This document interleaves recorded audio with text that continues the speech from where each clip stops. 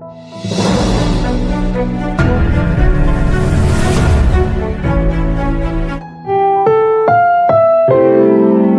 programang ito ay rated SPG, striktong patnubay at gabay ng magulang ang kailangan. Maaaring may masiselang tema, lengguwahe, karahasan, sexual, horror o droga na hindi angkop sa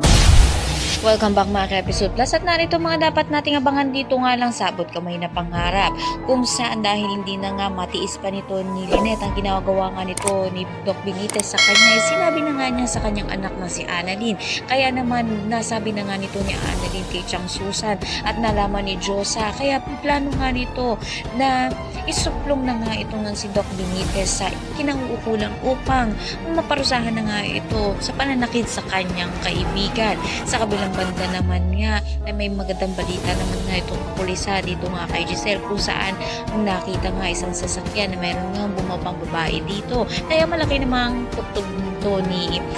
Giselle na kay Moira nga ito na hindi inaasahan na dumating naman nga ito si Moira at narinig nga niya ang sinabi nga nito ni Giselle. Magkakaharap na nga ito nga si Justin at ito nga si Zoe kung saan masusupalpal nga nito ni Justin ito nga si Zoe na kapag nagising na nga raw ito si Lolo Pepe, ito na nga mismo ang magiging sampid sa Apex. Sa pagpasok nga nito ni Justin sa Apex ay makakahanap na nga ng katapat ito nga si Zoe dahil nasusupalpal na nga nito ni Justin ito nga si Zoe dahil na nga rin kapag nagising na nga raw si Lolo Pepe ay may itchapwede na nga raw itong si Zoe. Ang lahat ng yun ang mga natin, maraming salamat sa inyo.